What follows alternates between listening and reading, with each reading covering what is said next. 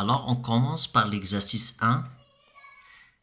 Pour appliquer la méthode de Gauss, l'objectif, résoudre le système suivant par la méthode de Gauss. Voilà, le premier système contient 3 équations. Voilà le deuxième système qui contient 4 équations. Alors, et puis la deuxième question, on déduire les déterminants des matrices associées aux deux systèmes. Alors, on commence par le premier. Le premier système, on peut tirer la matrice A. Donc, vous avez 2x1 plus 3x2 moins x3 égale à 5. Donc, la première ligne de la matrice, c'est 2, 3, moins 1. Ainsi de suite, de même pour les autres lignes. 4, 4, moins 3, moins 2, 3, moins 1. Donc, on peut tirer le vecteur colonne B, c'est 5, 3, 1.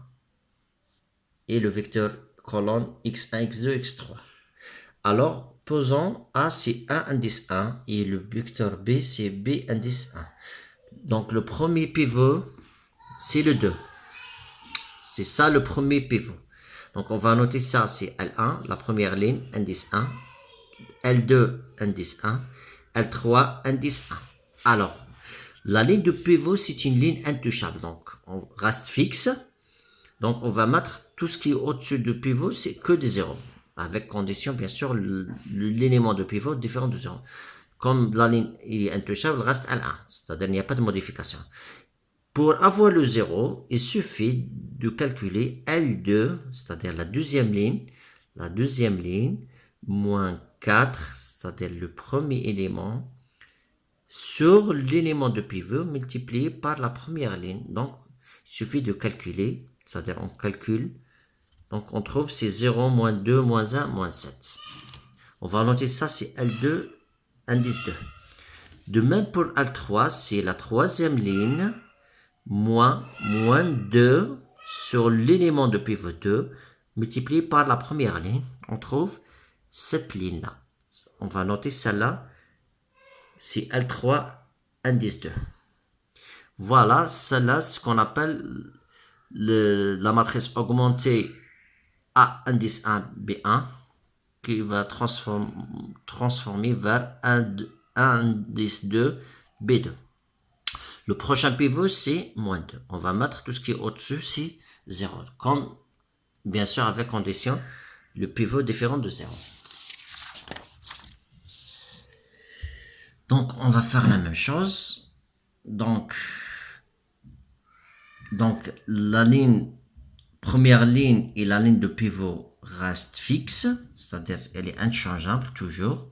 Donc, tout ce qui est au-dessus va changer, c'est-à-dire on va mettre des zéros, mais avant, pour trouver des zéros, il suffit de calculer la ligne 3 moins 6 sur le pivot, sur l'élément de pivot c'est moins 2, fois la deuxième ligne. Donc, pour trouver le deuxième zéro, donc, si je fais des itérations, je trouve cette ligne, la nouvelle ligne, on va noter c'est L3, indice 3. Les autres restent fixes. Vous voyez que on va noter c'est L1 de 3, c'est exactement L1 2, L2 de 3, c'est L2 2.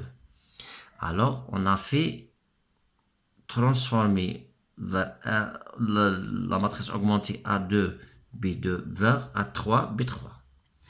Alors, résolution du système revient de résoudre le nouveau système A'x égale à B'. Alors, A'x égale à B', lorsqu'on arrive, c'est-à-dire le dernier élément, c'est-à-dire le dernier pivot, c'est-à-dire il n'y a pas des autres éléments au-dessus, il n'y a pas des éléments, donc on arrête les itérations.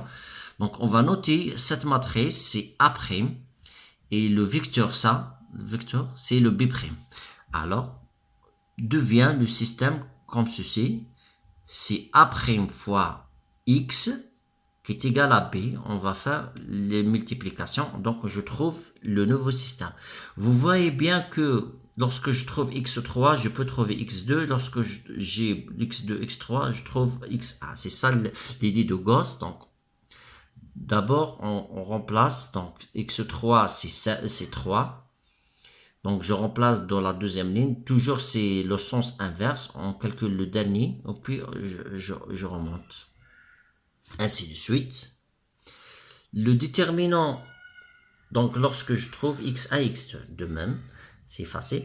Le déterminant de A se calcule moyennement la formule suivante. C'est-à-dire, c'est le produit des éléments de cette matrice. C'est la même chose. Donc, il suffit de calculer le produit de cette matrice. Pourquoi? Parce que c'est une matrice triangulaire supérieure. Comme on sait bien que le déterminant d'une matrice triangulaire supérieure ou bien inférieure, c'est le produit des éléments de diagonale. Donc, c'est 2 moins 2 fois moins 5. Donc, lorsque je calcule, je trouve c'est 20. On passe au deuxième système. C'est la même chose. On va dérouler un petit peu rapide. Voilà le A, la matrice A, voilà le X, voilà le B. Je fais l'itération, donc le premier pivot c'est le 2, on va mettre le 0. Je fais les itérations. Je trouve que la deuxième ligne, dans la prochaine itération, le pivot c'est celui-là. Mais je ne peux pas appliquer la méthode de Gauss, pour quelle raison? Parce que le pivot est 0. Donc qu'est-ce qu'il faut faire? Il faut faire un petit changement. On va faire une permutation des lignes, c'est-à-dire on va permuter la deuxième ligne par la troisième. On va remonter la troisième vers le 2. Voilà, on trouve celle-là. Donc, le nouveau pivot, c'est moins 1. Donc, vous voyez bien que le 0, etc. La deuxième, la ligne complète avec même le composant de B. Alors, je fais les itérations. Donc, pour trouver des zéros. Ainsi de suite. Le prochain pivot, c'est le 3. J'applique pour une autre fois l'algorithme de Gauss, donc je trouve ces zéros. Dans la dernière composante, c'est-à-dire il n'y a pas des éléments derrière, donc ça c'est le A' et ça c'est le vecteur B'. Alors, je résous le système.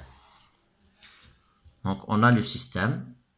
AX égale à B, c'est la même chose de résoudre A' de X égale à B', donc ils ont de même solution. J'applique, je remplace. Donc, je trouve ces valeurs-là.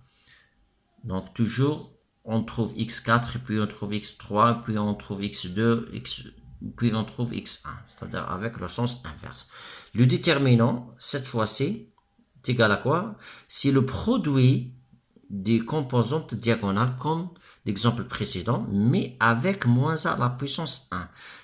Pourquoi le moins a avec 1? Parce qu'on a fait une permutation de la deuxième ligne, c'est-à-dire si tu le vois, c'est moins 1 avec le nombre de permutations qu'on fait.